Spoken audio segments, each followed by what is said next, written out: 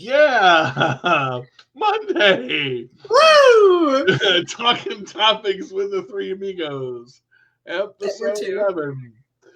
Oh, we're both crying and life just got kind of fucked up. So, we were gonna do a show about the effects on disabilities and service animals and having an animal to help you cope with your disability, but And all of that my is good stuff, but let's my just say that something else came up, and I was like, well, this has got to be our topic because obviously it's on both of our minds. So, I think we need to address this because I told Christina a story and she talked to me the other night and we're kind of dealing with the unknown. And it's kind of the emotions of dealing with the unknown where you know some parts of the unknown but you don't know all of it. And then your brain goes, "Oh fuck, what do I do?"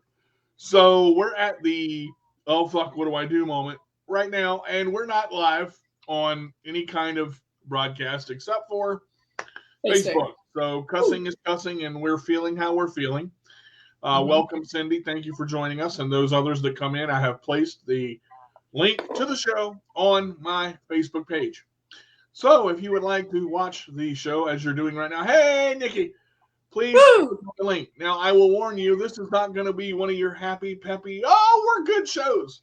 This is going to be emotional, probably crying, probably digging into something that I haven't dug into since 2003.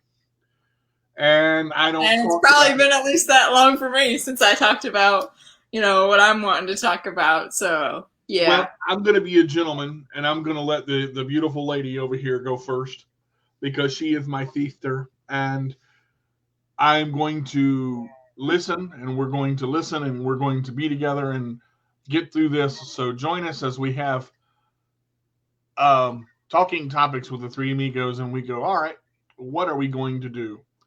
So I'll let Christina go ahead and take it away. I mean, yeah. So DJ and I were talking, and fear of the unknown is the thing, and not that everybody doesn't have that, but when you're as routine as I am, like some of this stuff where you're just like, I don't know what's gonna happen, I don't know if I should do it, and that unknown just has been driving me absolutely bonkers. Like anybody knows me really knows that I go to the YMCA to swim at the same time every week. Mm-hmm. I like to be predictable. I schedule my physical therapy appointments for the same time every week. I have a schedule and I go by it, and I know that CP can be unpredictable, but just having this, unknown hanging over my head right now is really kind of driving me a little bit crazy. And Yeah. part of me is wondering, why am I worrying about it so much? Because I haven't even talked to my doctor about it yet, but I just get this thing in my head and I can't get it out. And what I'm talking about is Botox injections, guys. And I haven't had those since I was probably 10 years old. And my memories of them were not um, necessarily fond. I mean, I didn't really cry during the Botox injections or anything. It wasn't the shots themselves that bothered me. I just remember doing a ton of physical therapy afterwards, and my physical therapist talking about, these muscles are asleep now. We have to strengthen everything else so that we can fight back against the tightness. And and it did help me as a kid. It did. But I feel like as an adult, I always looked at that as oh, there's nothing else we can do, so we'll do Botox. And now it's kind of the other way. It's like it's not that there's nothing else that we can do. It just feels like this is something that could help that I hadn't thought about before because I hadn't had it done in so long. Nikki said she's had Botox before. so let's peer back. Yeah. CP is 100% today, boy. Woo! All right, let's peel back the layers a little bit. You are a go-getter. You are a dive head first. You are a jump in with both feet. You don't like to slow down. You like your routine. You don't like change. You are very much, I want things to stay the way they are, but I don't want to hurt anymore. You've been dealing with this chronic pain for almost a year now, Yeah. actually a little bit longer, because it started in your back, and then that fucked up something else, and it started in your hips, and then that fucked up something else. Yeah, it's I I'm not. wanted to wrap you in bubble wrap, and I'm like, oh, trust me, I still do. My students have actually suggested the same thing, so that's where we're at. After they see me come back to school I had my wrist all braced up, because I had that was, so pretty, like within a month of me spraining my wrist, and they're looking at me like, "What did you do to yourself, Miss McCormick?" And I was like, "Oh, that's not even the beginning of my summer, injuries, so to speak." And like, "Miss McCormick, you really need to be more careful." And I'm like, "Yeah, working on it. I think it bothers you because you feel like less of a Christina. When you slow down, when there's change, when there's the obstacle there, you go, I'm not Christina anymore, and I got to figure out how to be Christina again. I mean, I recognize the importance of slowing down in the last year, because I know that there's points where I've had to do that, and there are points where I've been okay with it because it reduces my pain, but there's also points where, like you said, I don't like to slow down. I recognize that I'm not patient, but in this 2 years of physical therapy, it's funny to say, but I think the last year has been the most difficult, because for anybody that's seen my pictures, I was really hunched over before, and the closer and closer I get to that more upright position, I feel like the more difficulties I'm having, and my body is just like fighting against me every step of the way. Like I'm over here looking at my physical therapist going, "Trisha, please, I promise you I'm not a hypochondriac, but like something else always hurts, if it's not my back, it's my hips, or, it's like that's kind of a natural progression too, though. Like as you get better, sorry to cut you off. As you get better, and Trisha has said this, your body has to adjust to you getting better, straighter, stronger, faster, more muscle. You're incredible. You are, from where you are now to where you were before, it's like the Hunchback of Notre Dame versus Julia Roberts in Pretty Woman. I mean, it's and I'm using that as a reference. People don't go anywhere with it. No, it's really the reason I say that is because your success in the battles that you've taken, your body is going, wait a minute, she's not hunched over anymore. Wait a minute, she's walking with 2 crutches instead of 1. Wait a minute, her back is straighter. Wait a minute, now she has this, now she has this. And the body's kind of freaking out, going, we got to do something because we can't use the same muscles we always do. Right. And I probably haven't been this upright in my entire life, I'm going to be honest. Like, looking at any of the pictures from when I was a kid, I did not have posture like this. And, oh, Jeff, thank you. I never had Botox. They wanted me to do it. I'm like, no, you're not needling me. No. See, and it's funny, it's different for everybody. My mom was like, honey, it's going to help. No. I mean, I would not let her get that out. Go ahead. No, it's funny because it's different for everybody. And I mean, my parents, my mom talks about the pump, which I think was the Baclofen pump that she's referring to. It was kind of either that or the Botox, and it just so happened that my dear friend Kyle had also had Botox, and my mom knew his mom, and so they talked, and that's kind of how we came around to it. Does it hurt? Yes, but I'm very pain tolerant, so the Botox themselves didn't bother me. I just remember, again, feeling like super weird afterwards because everything's obviously loose, and my legs are used to being tight, so... Let me ask you a very therapeutic question in my best Trisha way that I possibly can. Are you afraid that when you get the Botox that you're going to lose what you've gained because your body is going to be looser than it's ever been and you're going to have to do it again? Is that part of it? I mean, I know that I'm going to lose some muscle. I guess I'm not afraid of it necessarily at this point. I just feel like I'm desperate for it. Is more Mm-hmm. about, like, you know what I mean? Like, I'm desperate for some relief from the spasticity that I've been fighting for the last 2 years. You're desperate for relief. You're not desperate for Botox. You're desperate not to hurt anymore. When you go through pain your entire Woo, we just got real, y'all. Sorry. when you go through pain your entire life, and sorry guys, when you go through pain your entire life, and you wait and you wait and you wait, you get better, and you go through it, and you think, okay, now it's over, And then it and comes you back. get to a point where you get to a point where you've got to realize this could happen again, and you've got to go through some shit to get somewhere, and it's like your mind messes with you, your body messes with you, your spirit messes with you, and everything fights itself because of the unknown. And the fact that you were 10, you can't go back to that. But trust in your physical therapist, trust in yourself, trust in God, and know that you're doing the right thing. And I just holy crap. Okay. Sorry. We're both at that. It's a point of like, okay, what do I do? Like, this is an option, and I'm willing to explore it because I feel like it's going to provide me.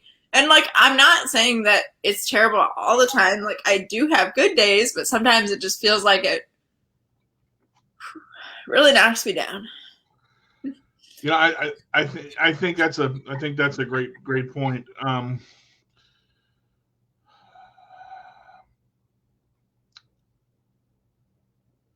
Yeah.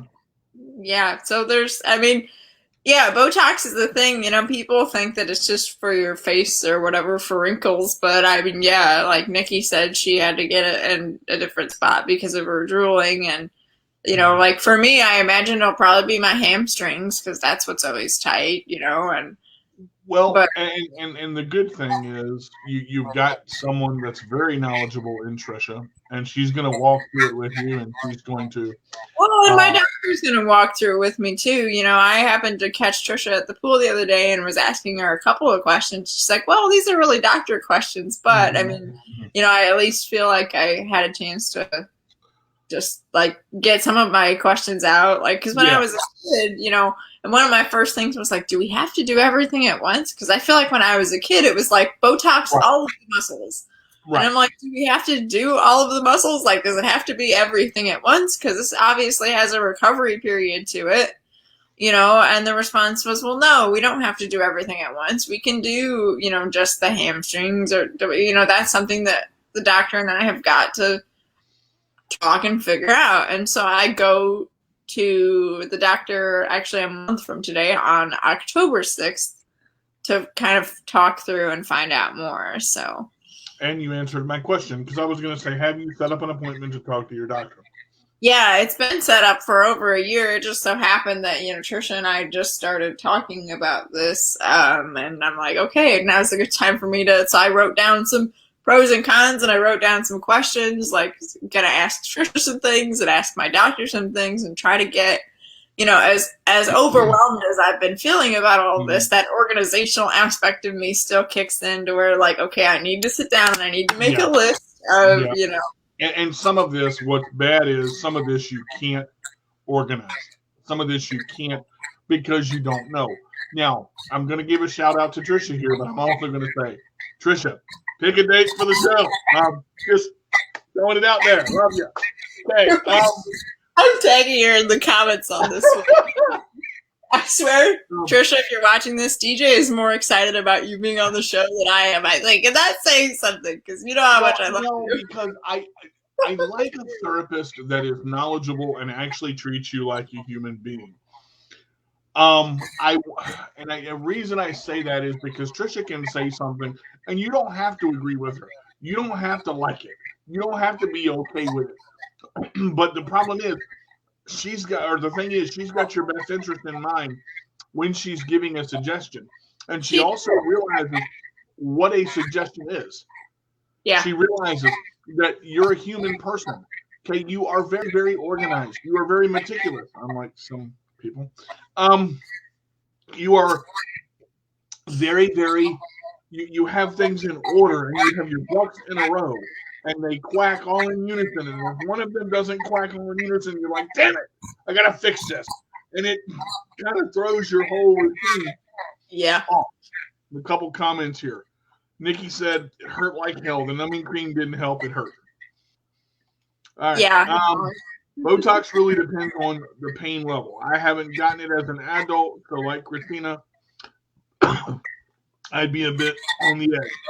As you've been saying, speaking what your doctor determine, let your doctor determine what's best. That's a good point. Here is where you got to kind of kick fear in the balls and go, all right, I've got my doctor, I've got Trisha, I've got God, I've got my friends. I don't need anything else. And the hard part is when it comes to fear and the unknown, no matter what people tell you, you're like, I don't know. I don't know, because I'm sitting here doing it right now, and I'll get to me in a minute. Yep.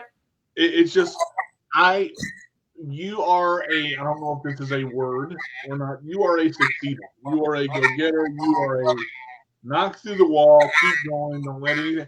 And when you get knocked down, it shocks you. Because you're upright, okay? Christina, don't look at it as getting knocked down. Look at it as I'm at a point where I have to make a tough decision. Because nothing can knock you down. Nothing can stop you. Oh, there's a lot of things that can knock me down, including nothing at all. But no. I mean, I know, literally speaking, yes, but figuratively, no. you have one of the deepest, most incredible mindsets of any woman I've ever known. You have, and we've talked about this before, you have your shit figured out. And I'm like, if I had her brain, I would be 16 steps ahead of where I am now. The problem is when you are 16 steps ahead, you look at the next move and you go, oh shit, I got to go back and realize what I just did. Because sometimes it's so fast, it's that little bump in the road that connects. And you go, well, damn, I wasn't expecting that. Now I got to understand this. And I got to go back and I got to ask mom and I got to ask Trisha and I got to. And your brain goes, no, organization, damn it, we're on step 8. Yeah, my brain, it went into freak out mode a little bit, and I'm not saying that was the intention. It was just suggested. We all want to meet Trisha now, yeah. So Trisha, you are being summoned. Come to the show. Please. Part of our conversation. Some random Saturday, even if it's not technically a show Saturday, we will have you. I mean, we're only twice. We will put you on the air at 2 a.m. I will get up with my dead hair and go, Trisha is here. We love Trisha. We're going to do it. But here's where you conquer everything that was unknown. Let's go back a little bit. All the way back to finishing your exams and that 86. And you were like, I've never gotten an 86. I don't understand this. There was that moment of, why do I have an 86? Like it was, you started to go down the, is this good enough path? And remember what I said to you? Everything you do, as long as you do the best you can, is good enough for you. You have gone from using one crutch and hurting tremendously all the time to you went through a lot of pain, but you're also a lot better than you used to be in dealing with your pain and getting your hips in alignment, thanks to Trisha. And there are definitely, there's a better level of understanding now. Like she is really good at answering questions. There's a better tolerance level, and there's more of a knowledge on my part, just like knowing, okay, like if my hips are tight, I know how to stretch my hips. Right. If my back is tight, I know how to stretch my back. I don't have to ask for those things as much anymore because I have the knowledge to try to handle it on my own. But I'm not saying that, I don't look forward to those therapy sessions and some of those other treatments that. Let's talk about that for just a little bit. When you're a kid and you're 10, you're like, I don't want to go to physical therapy. You can't make me. And it's a task. Physical therapy. Oh God, not again. OT is, oh God, not again. Speech therapy. Oh God, not again. See, speech therapy is the one thing I never had because I was talking. My mom always said they had one walking and one talking, and I still haven't stopped talking. The only speech therapy I had was DJ, please shut the hell up. That was the only speech therapy I ever had, and that never worked. So, hey, Kim, how are you, sweetheart? I really, I'm looking at this and I'm going, see, as an adult, you have put your blocks into place. You stretch at home. And people with disabilities, listen to me. I want to say this, and it's so important. If you don't stretch, your muscles are going to die. Okay? I cannot put that another way. You're going to be tighter than a rubber band on steroids bending the wrong way. Now, y'all figured that one out, but I'm letting y'all know. Y'all got to stretch. I started working out. I started working out once a week. And then I started training. So now I'm training and working out. And my body's like, you realize you're working out twice a week, right? I'm like, yeah. I'm talking to my body like, what you going to do? My body says, I'm going to keep your ass in bed. Tylenol is for. I have biofreeze every inch of my body. Y'all understand? Biofreeze, I will bathe in that shit. I'm swimming in it like with the little thing over your eyes, the what do you call that little scuba mask thing? Mm-hmm. Not really, but I'm saying you're gonna hurt, okay? And that's part of the realization that I've come to with some of these things. Like, I know I'm pushing my body also, and I know that there are points where I'm going to hurt, but that doesn't mean that it isn't difficult at times. It's a good question. There's a couple of I'll let Christina go first on this, but there's a couple of ways that you can. Christina, you want to mention? Jeff asked, "What's the easiest way to stretch the hip?" Stretching hips for me would be on my back. I'm gonna put a towel around like the back of my calf, I guess, and I'm just gonna sort of use the towel to sort of pull my hip towards me and like over and kind of stretch it, kind of like at a diagonal, I guess. Mm-hmm. That's one way that I do it, but that's not a super great explanation right now because my hips are so tight. Another one is just laying on my back with my knees bent up. And then if you just sort of move both your knees outward and try to get them as close to touching the floor as you can. And then do the same thing in the other direction. So you've got your knees bent up and you're sort of moving them outward towards the floor while you're laying on your back. It's not a great stretch, but it depends on how tight your hips are. Right now, for me, I did that one this morning and I was like, that doesn't even feel good because my hips are so tight. But all right, so I'm going to back away from my camera real quick. There's a piece of adaptive equipment that my karate instructor gave me that I have. There's just actually two pieces that I have. I have them right over here on my door. Let me grab them, and I'm going to show them on camera in just a second. Now, I am not a stretcher. I stopped stretching a long time ago until I got into martial arts again. And when I stretched in martial arts, I had people stretch me. But there's a couple things that you can get at Walmart, and this is one. This is a stretcher with different holes. Okay, what you can do is flip this up over your leg. Okay, and you can do the outward butterfly hip stretch. You can do one hip at a time. You can pull them over, like Christina was talking about. You can do the abductor stretch. You can pull your legs behind you and do the hamstring stretch. All of this. I can stretch my own legs to where I don't have to do anything with anybody because this is so long that I can grab both ends. That's super handy. I need to get me something like that. I just like, even for my hamstring stretch, I just use a towel around the end of my foot. But that one would be really good because it's got a loop where you can catch your. It's got all those loops. Couple of the things. Yeah, this right here. There's a set of resistance bands. You can get them at Walmart. Okay, put this on one leg on the inside of your hip. Stretch. Yeah. Okay. These bands do everything for you. They're non-latex, so you don't have to worry about latex if you have a latex allergy. So there's a set. There's big ones, small ones, medium-sized ones. They all come in a set. Buy them for like $9 at Walmart. They are lifesavers when it comes to stretching. Right. Yeah, that little bit of resistance helps too. I don't know if that was a good explanation, Jeff, but I hope I helped you out with the whole hip stretch thing. Mm-hmm. Yeah.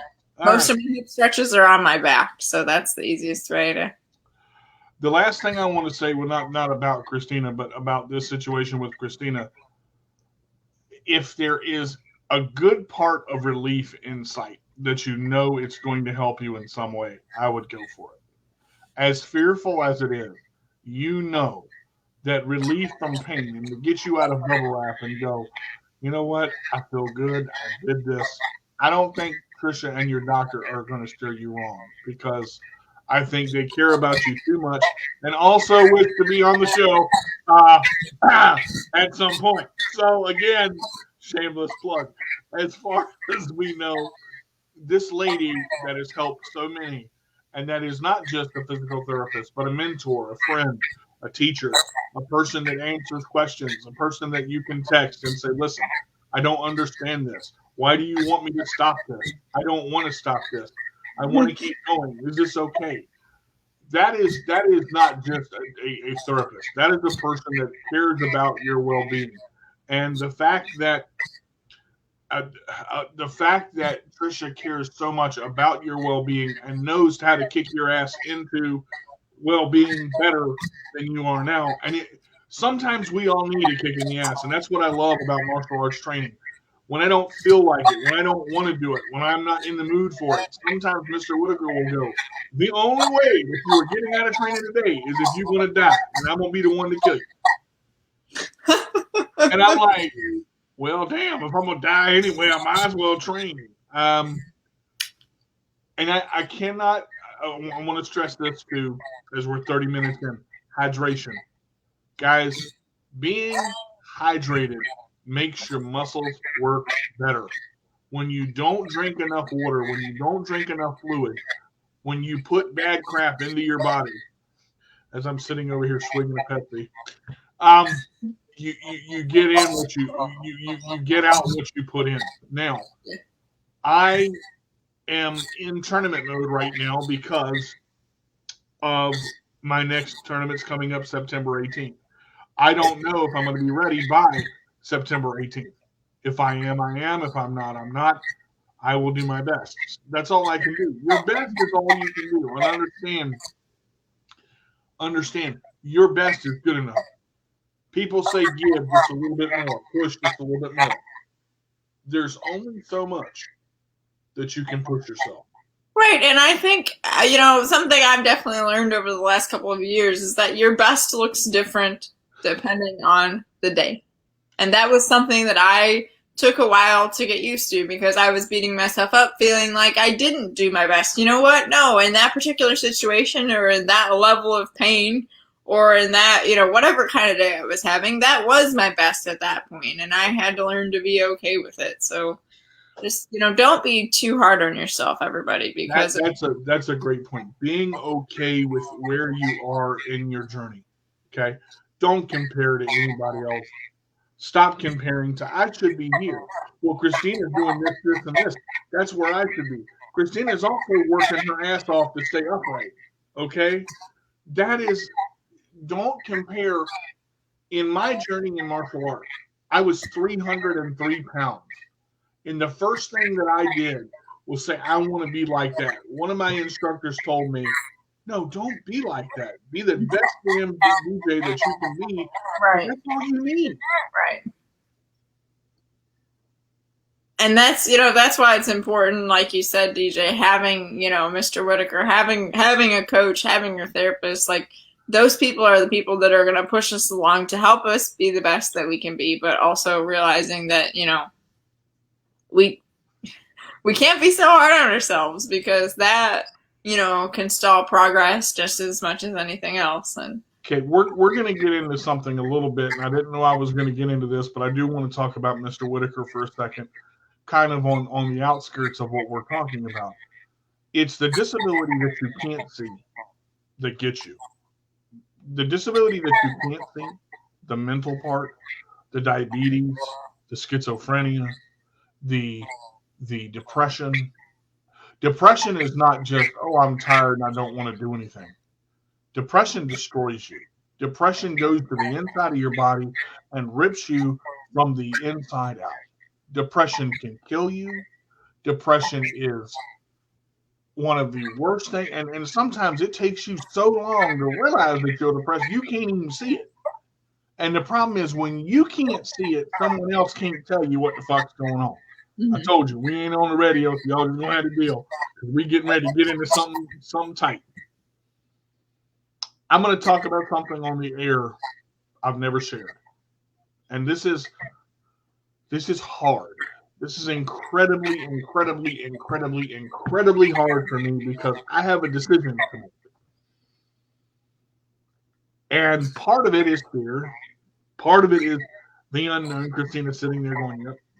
Because we just talked about this before we got on the air. That's why we were 3 minutes late. Hi, Tucker. And Tucker's here for you, too. I know, that Tucker, kitty. The support animal. That was our other almost topic. We'll get to that. We're going to do that one. We're going to have the support animal thing. Sorry, Tucker. I know you were looking forward to that.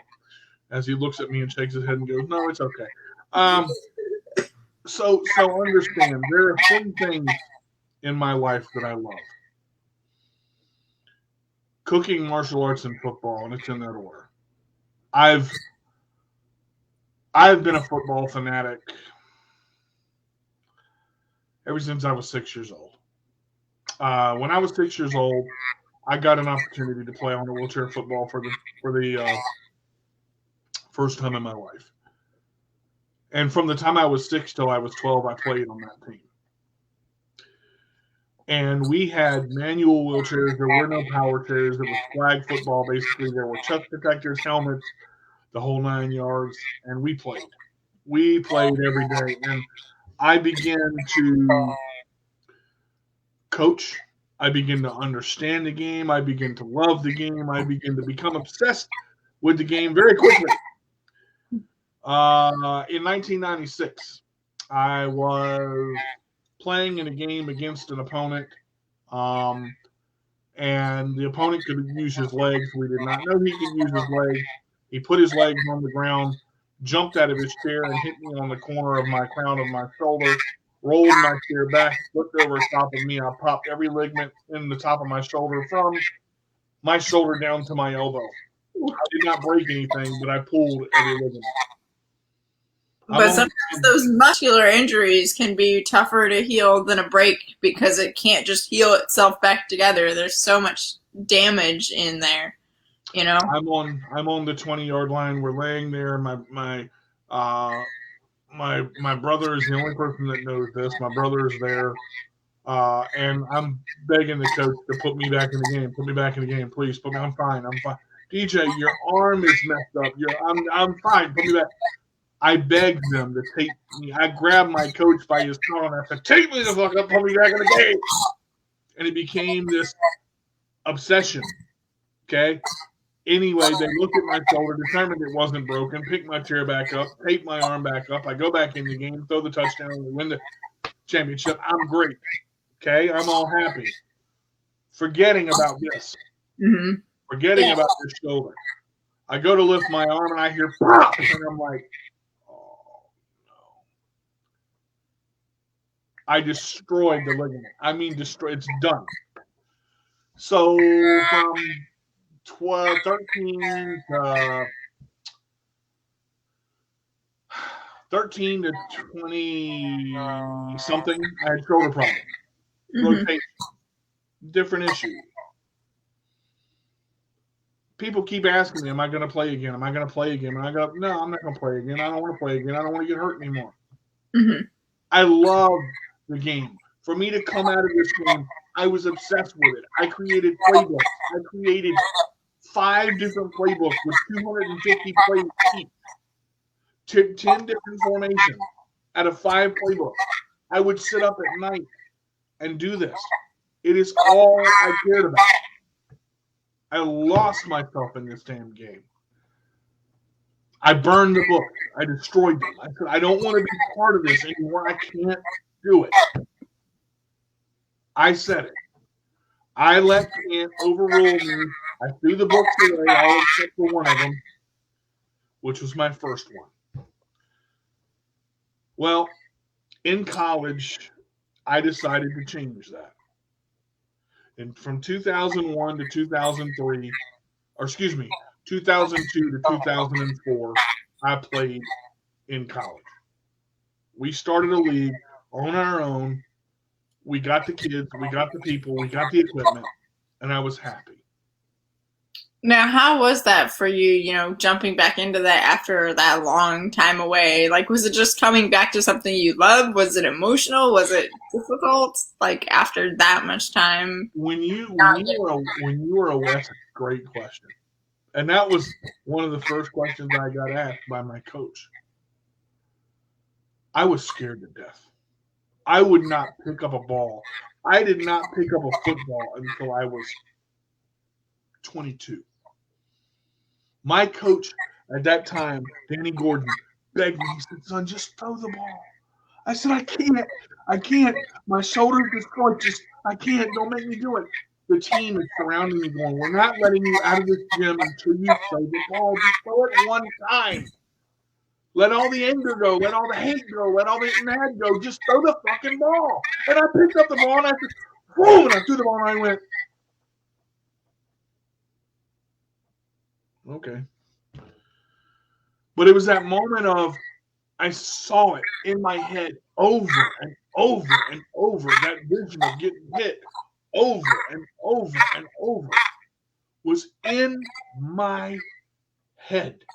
Mm-hmm. It's that mental part. It is. It always is. That always, no matter what it is, that always gets you. I mean. I said, all right. I said, we got to solve this. I have to know.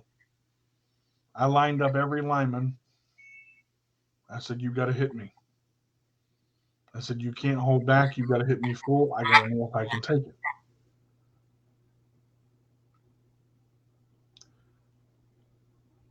And? I did. I got hit in the shoulder. I wanted to make sure that I got hit on my left and right side. I had to know. But there's another part that I haven't talked about yet. When wheelchair football is the only thing you care about, and you don't care about anything else, you're not good enough with it. You're not good enough without it. You lose yourself in it. You don't care about how you look. You don't care about how you feel. You play all the time. You coach all the time. You make plays all the time. And you lose yourself and you forget everything else. And from 2002 to 2004, I immersed myself in what I loved. Last game of the season, I go out of college to go home. I'm crying, my team is crying, and they follow me out to their car in their chairs. Now, I'm going to get detailed for a second because, again, I haven't shared this on the air, and not a lot of people know about it. The Champion Circle is something that we do when we win a game, something we do before every game. A Champion Circle is every player gets in the middle for about 5 to 10 seconds, and the team circles around him and touches his helmet.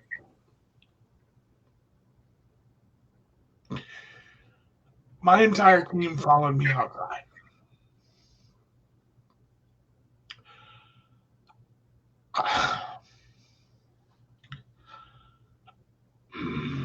I put my helmet on top of the car. And 15 members roamed around my car and touched the top of the car. That to me was the last piece of my career. I was done. I didn't want to play anymore. I didn't want to do anymore. I stopped.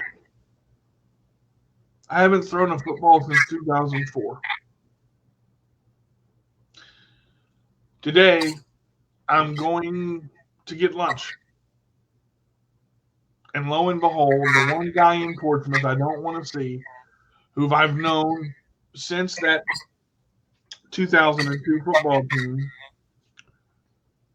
is in Pollard's Chicken. He's sitting there. And he sees me. He goes, man, it's been a while. And we start talking. And he asked me a question. And I said, if it's about wheelchair football, I don't want to talk about it. The fact that you already knew what he wanted to ask you about.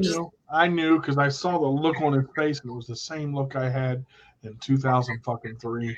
I remember it. He says, just give me a minute. If you don't like what I have to say, you can leave. I said, fine. Say what you want to say. Get it over with. Get it done. I don't want to deal with this anymore. He looked at me and he goes, you know who I am. I go, yes, John, I know who you are. He goes, you know what we went through together. I go, yes, John, get to the fucking point. I know what we went through. He said, when we went around that car and we touched the top of that car, you were protected by us. That team protected you. He said, I have a question for you. He said, you can't stop loving the game. You can't stop thinking about the game. Every time football season comes on and you see your team play, you embrace it every fucking time, don't you? I said, yeah, okay, what? He said, I've got a team. I want to play again, and I want you to play for us and coach for us. I said, I can't do that anymore. He said, why? I said, because I don't have it. I'm not that good anymore. I don't have the arm strength. I don't have the conditioning.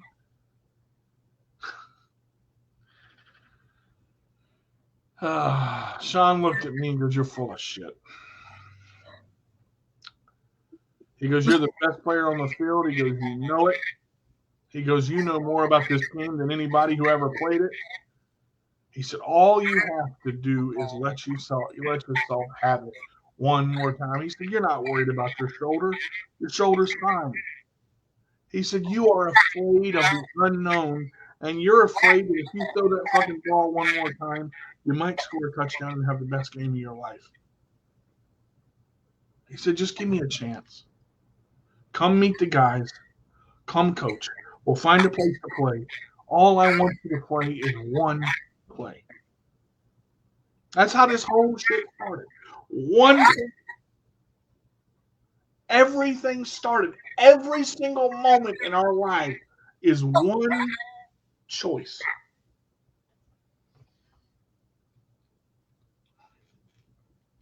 Sean looked at me and said, don't say anything. He said, meet me in 2 weeks right here. I said, at the restaurant? He said, yeah, at the restaurant. I have somebody I want you to meet. I go, Sean. He goes, DJ, just do what I fucking ask you to do. I go, you don't tell me what to do. He goes, Coach, please.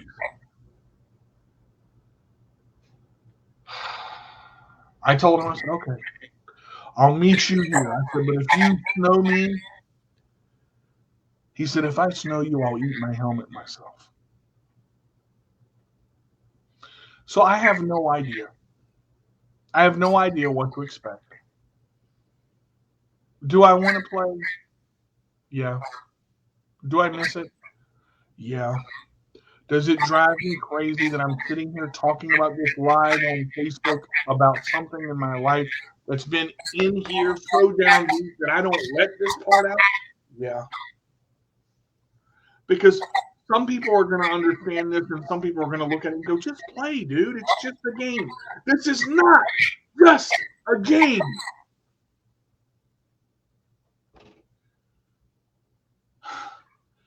This is 22 years of my life.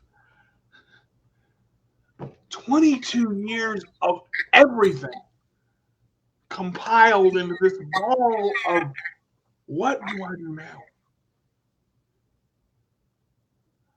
I'm bigger, I'm older, I'm slower, I don't know. And Sean looked at me and said, Coach, please. That's it. But like we've said, sometimes you don't know until you do it. And I feel like that's the point that we're both at. For you and your football, you're not going to know if you can or can't until you do it. I'm not going to know if this is going to help or not until I do it. I mean, it's sink or swim here, But in your situation for the Botox, this is going to help you. I don't know if this is going to help me. But see, I'm not so sure about that, because if you love something so much, don't you think that's going to be good for your heart, just to be back doing something you love so much again? I mean, forget about the physical aspect of it. Aren't you going to feel better? Aren't you going to be happier doing something that has been such a big part of your life for so many years?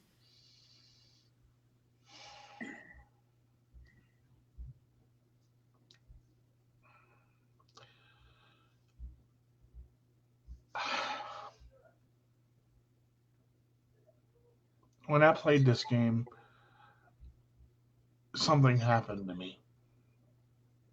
The first time I picked up the ball, the first time I picked up the helmet, I felt like I could fly.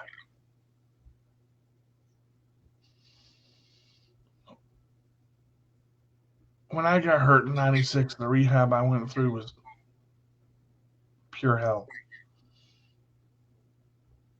I saw my coach when he was 82 years old in 2003. And I remember the one thing he said to me: you'll never stop playing this game because you're part of it. You can't, because you love it too much. You can get mad at it, you can throw your books away, you can burn your uniform, you can rip all your trophies down, but then you're left with the field, the yard line, the end zone, and you. He said, son, you are the best damn pure talent in wheelchair football I've ever seen. He said, you coach better and play better than anybody I've ever known. Your mind is unshut. Your mind is open to anybody playing. We had a kid that was on our team that was deaf. This kid, he came in and he could talk, he could read lips, but he couldn't understand the signs. I taught this kid his routes by putting red tape on the floor, and he followed his route. Second one to practice, always last to leave. Where I went, he followed me. This kid wanted to be better, wanted to be better, wanted to be better. What else can I do? He would always sign to me. What else? What else? What else? So I started teaching him to run routes without tape. Kid got good. When I say good, he could watch a person, and he learned to watch the ball. When that ball moved, this kid was untouchable. Fastest thing on four wheels I've ever seen. Now he could talk somewhat, but he talked slower than the others. And Chris basically he was so kind-hearted. He wanted to help everybody else. The people that couldn't catch, he worked with them. Couldn't hear a thing. But that ball, I would work with him for hours on routes. And I remember Sean mentioned Chris. He goes, "Let me ask you a question." And I got ready to leave. And he said, "You know what? You wouldn't give up on Chris. Did Chris ever give up on you?" And I kind of went, "No." He said, "So why are you giving up on yourself?" Oof. And he walked away.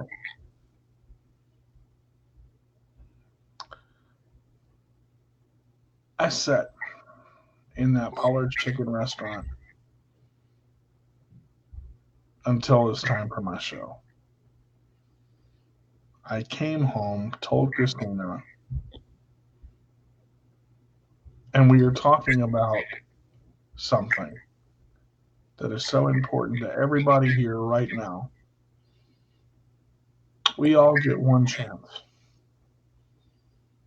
one good chance. Sometimes we get two. Very rarely, we get three.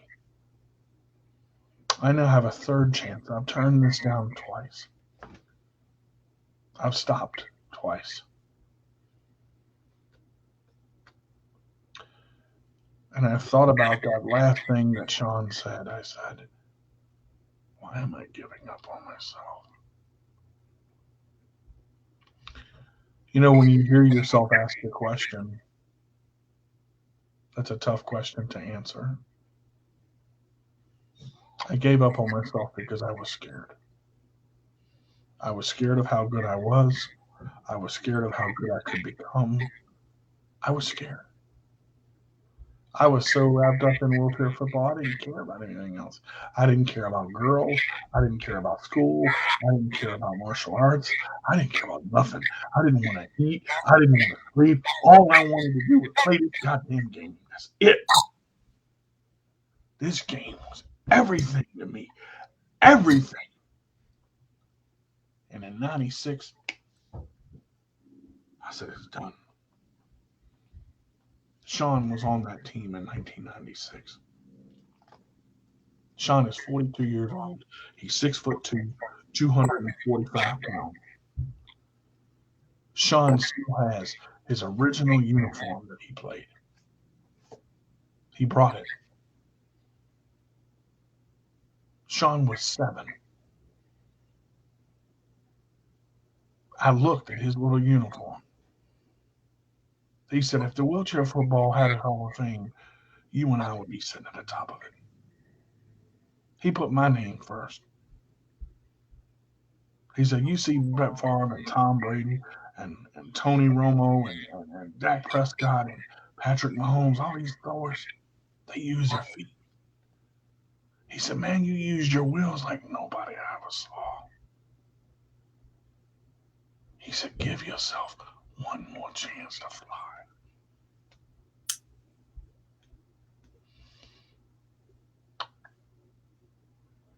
All right, Sean. All right. I'll see you in a few weeks.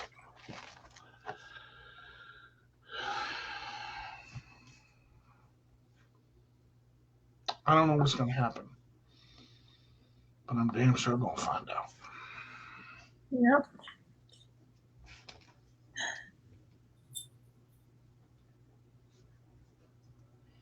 So that's the thing about life.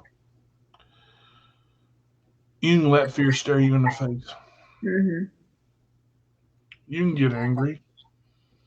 You can make all the excuses why you can't. Or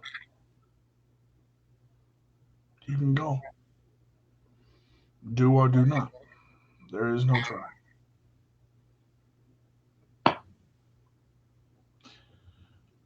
Here's the thing with the Botox, Christina.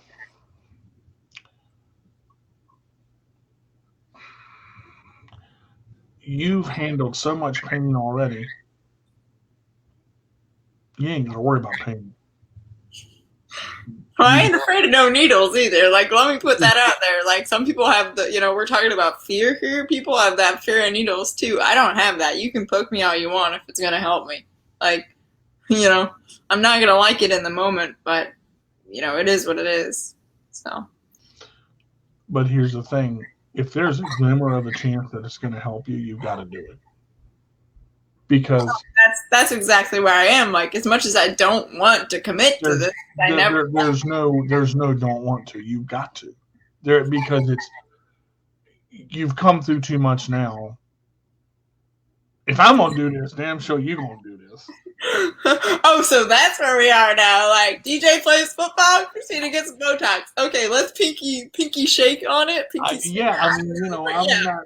No, this is what friends are for, y'all, because we hold each other accountable for this kind of shit. I mean, I wasn't gonna share this at all.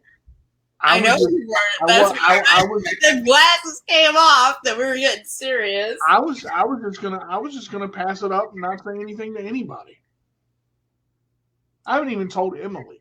But I think that it's important that you shared that because, I think in sharing some of those difficulties is how we help ourselves to work through some of those emotions that we have. And, living with CP. I ain't felt emotions yet.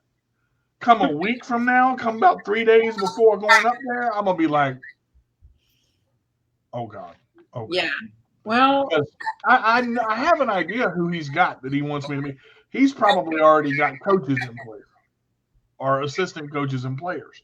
This kid, Sean was my guy all the way through everything from Elizabeth City to Virginia. This kid followed me. Mm-hmm. They play a soccer kind of, but not. It's like the kid that knows what you're going to say before you say it. He knew he would affect me. I mean, but it's different because I affected myself. You talk about not liking change and liking routine. I'm the same way. Yeah. I hate change. I don't do well with change. I like my things the way they are. I do things how I do them, and that's it. And Sean's like, well. And I'm like, talk about a wrench in your schedule. I mean, yeah, this is a completely new thing that you haven't done for a long time. I can understand some apprehension again, with that schedule being disrupted, and it's something new, and it's something that's sometimes scary, and my fingers are tingling just talking about it because my body knows what is getting ready to happen. Mm-hmm. It's like you try a food for the first time. You're either gonna like it and swallow it or hate it and spit it out. See, I'm not obsessive about nothing except football. A game comes on, I'm like, because my dream has been to play professionally. I've always wanted to be on a professional field. I've never gone to a professional game. What? Wait, what? Never. Because I know if I do, I will climb the stands, I will get on the field, I will find the coaches, I will do something to impact that game. I'm not going to streak running naked down the stairs or nothing like that, but I'm going to find a way to affect that game. Because it's in my blood. This game, I bleed this game. And if none of you have seen wheelchair football, ask Josh what wheelchair football is about. Ask Marshall what wheelchair football is about. Ask our team at Woodrow Wilson what football is about. How many cracked chairs and blown tires and scratched up helmets and dents in the gym wall. I mean, it gets nasty. I mean, you got 8 chairs against 8 chairs. That's 16 chairs. And when we tackle, ain't no light shit about it. That shit is wrecking ball, kill or be killed. And it's different because if you don't give it everything you got, you might as well go home. Because there were girls on our team And I tell you this, there was one chick, and I call her a chick because I tell you what, this chick could hit. She was on my left side. Her name was Samantha. And Samantha was not small. Samantha was not big. Samantha was muscle. And she had, what was it? She had some kind of disability I'd never heard of. Or something where her bones were brittle or something like that. And I'm like, well, how can you play football? She's like, watch me. And she got into the game and she came with us. She went to every practice. This chick was on my right side. We had a guy when he sat down in the chair, he was 5'2". So understand when he That's how tall I am standing up, y'all. Just put it in perspective. He was 6'4". Okay, to find a chair for this dude to sit in, we had to widen one. Big boy got funny. He said, "I'm gonna take on Samantha." I said, "Oh, don't do it, man. I'm 6'4". I'm 200 pounds. I'm fine." Okay. Samantha cracked that motherfucker in the chest and laid him out. Oh. When he hit the floor, he was not wearing a helmet and he did not tuck his head. Oh, no. And he went and hit the gym floor and laid there. I went over to him. I said, "Heath, you dead?" He goes, "What hit me?" Samantha came up to him and said, "I did, bitch." Samantha was a sweetheart, but when she got in that chair and she blocked, I swear to God, she was more man than me. Yeah, you don't underestimate the nice ones, y'all, because but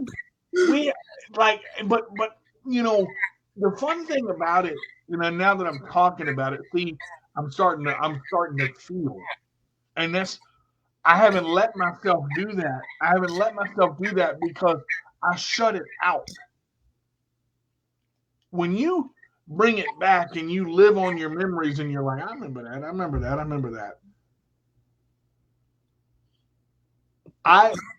I remember I had 2 team members quit on me and throw the uniforms in my face. Oh. Told me I was the worst coach ever.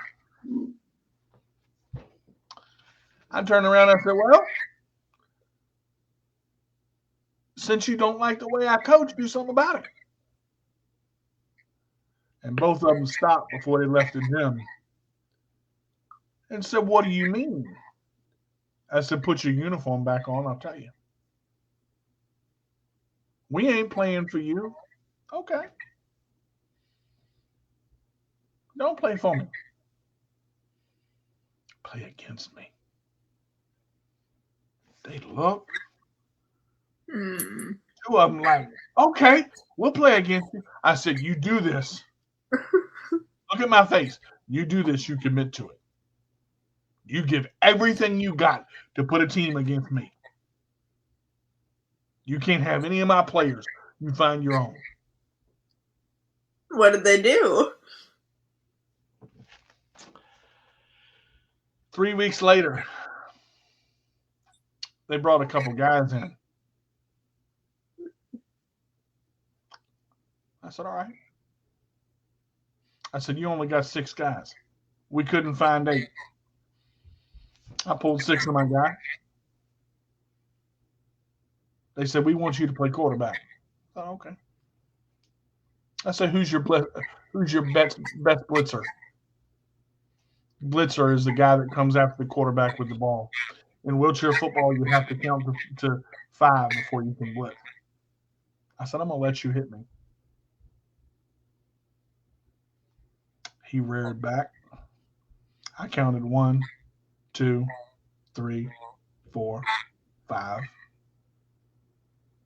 He went to hit me. I turned my chair to the side. He missed and flipped over. I said, who taught you how to tackle? He said, your boy over there that quit. I said, you want to know the real reason why he quit? Because he's a scared little girl. Both of them came at me at the same time. Samantha turned around and stood up and clotheslined both of them. She said, Coach told you that if you come into this, you put everything you've got into it. If you think I'm letting you hit my quarterback blindsided while he's turned to the side trying to coach another player, you done lost your damn mind. They wanted to play for me again. I told them no. I don't play for traitors. I remember everything that happened on that field, every story, every play, every thought. And this is why I say this. There are dreams that we all have. And I'm talking about it now because my mind is literally living. You just admitted on the air you're going to play this goddamn game. You just admitted to Facebook Live that you're going to go 2 weeks from now. No, you just admitted to your sister that you're gonna do it, and that's what's you better. But see now it's not even the commitment. It's past all that. The commitment's already been made. My commitment has.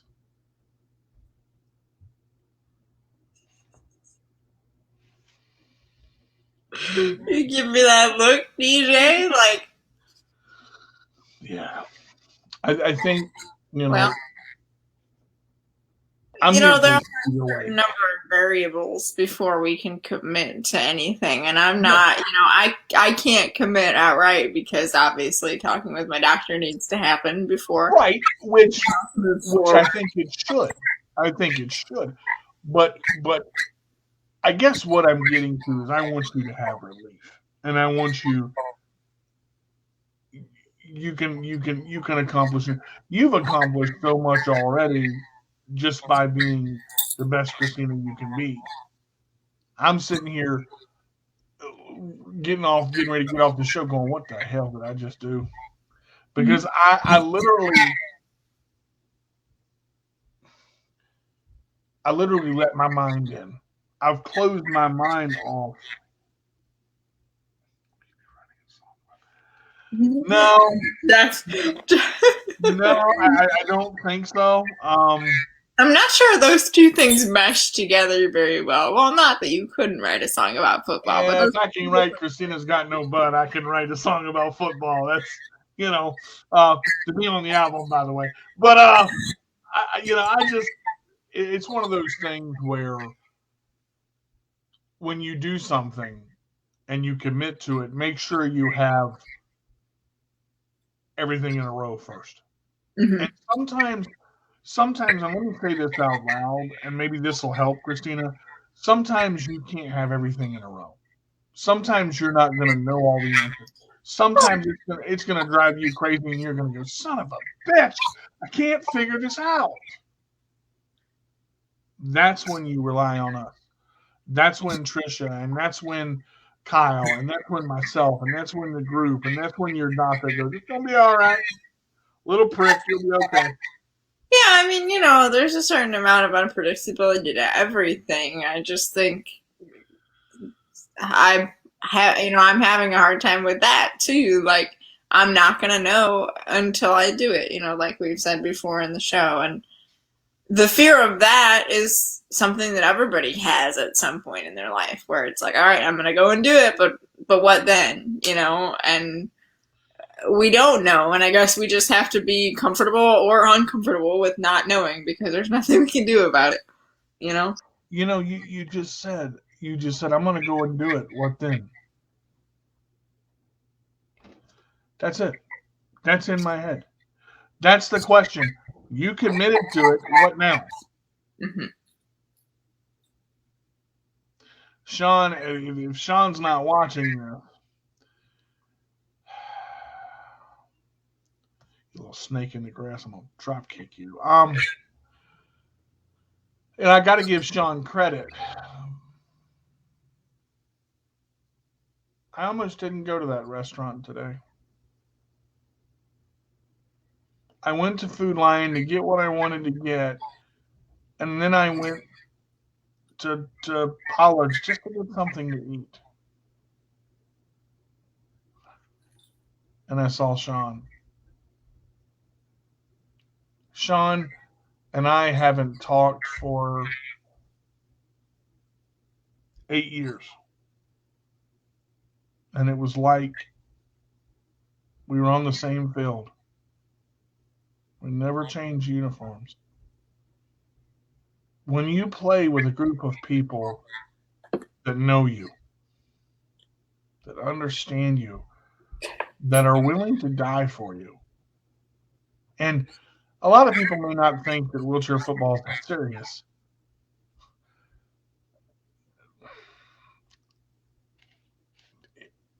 Yeah. Let me just say this. To have a team in life,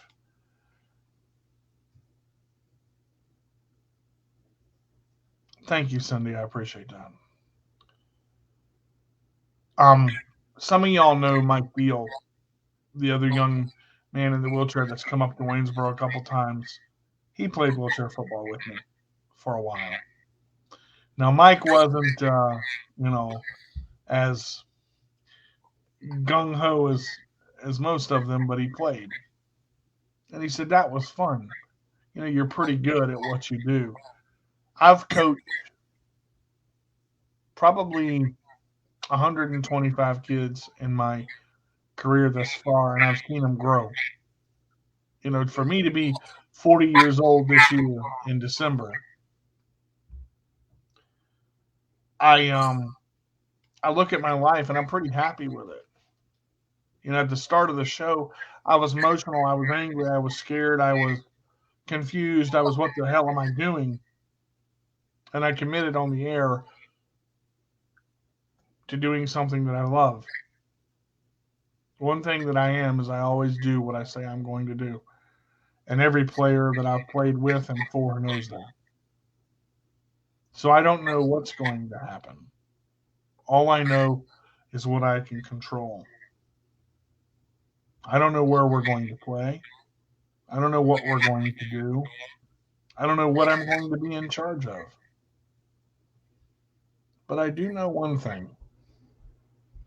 I'm the same all or nothing Dennis Carter that I was when I started episode 1 of this show and 1 of My CP Does Not Define Me. And if I know the same Christina that's sitting over here, I'm pretty sure she's relentless in finding an answer. Because I know my sister pretty well. In the fact that we all cry, we all hurt, we all go through shit, and we're like, what do I do? That what do I do is part of the process. And that's when I want to talk about the last 5 minutes of this show. Mm-hmm. Don't let yourself get scared because you have that oh my God moment. We both have it. Sitting right here, we both had it. We both got emotional. We both got scared. Allow yourself to have that oh God moment, but don't sit in that oh God moment and not do something because of the oh God moment. Yeah. You have that moment, and then you've got to move on from that to say, okay, what's my first step in making this decision? Not everything has to happen at once for these things that freak you out. It's a step-by-step process, but you've got to be willing to step away from the freak out for a moment after it's happened and say, okay, what can I do next? You know the weird thing about that?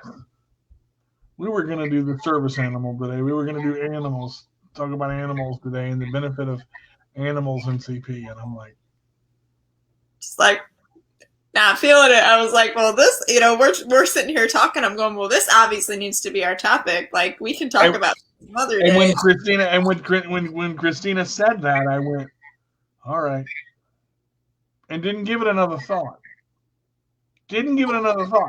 But look what just happened. Not only did we plug Patricia to get on the show, not only did we talk about what Christina has went through and gone through, Go look at Christina's blog. Go look at her blog. She posted a blog 2 days ago. Friday. Probably it was like last week, but yeah, I mean, my most recent. What's your let them know what your blog is again. Yeah, I'll post it in the comments though. It's long. It's called Walking My Way to a 10K .weebly.com. Yeah, it's long. I sit there and think about it, going like, "Wait, is it a?" Anyway, what's your YouTube channel? Because you put up a really good YouTube. My YouTube channel is just Christina McCormick, and it's got a picture of me with my sparkly glasses and in a pink shirt. You'll see it when it pops up. Guys, go check out the video she put up. I just put one up, kind of about this same thing. So. Yeah. It's another version of my thoughts on this decision. So it's good that we did this show today. Guys, we want to thank you for tuning in to Talking Topics with the Three Amigos. Thank you for being so spontaneous with us. Sorry we had put out a topic and then changed it midstream, but sometimes that's how the stream goes. We love you guys. If you'd like to be a guest on the show or something that you'd like to hear us talk about, please, you can email us on the Talking Topics with the Three Amigos like page. The like page is on my Facebook. Please go to it and please like the page. And go to the 3 dots and get the notification so that you know when we come on. Every Monday at 5:30 Eastern Standard Time. Check us out. Ask us questions. Email us.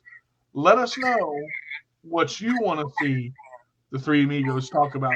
Kyle will be back with us next week.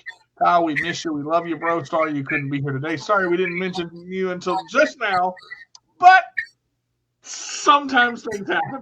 We still love you. Hope you're having a good day at work. And congratulations on the new job, by the way. Hoping it's going well.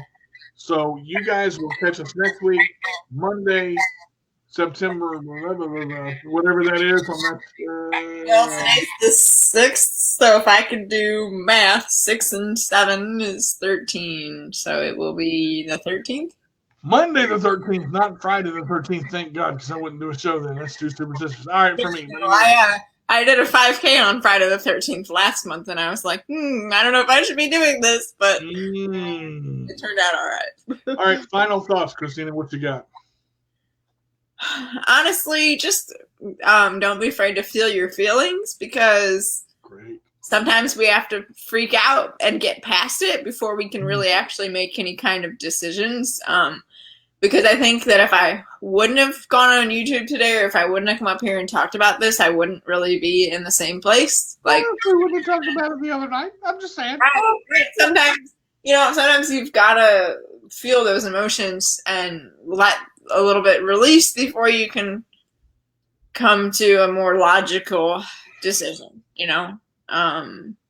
It's okay to be scared about the unknown. We've all been there. I mean, I'm still there right now, but it's part of the process. So just feel your feelings and trust your gut. I mean,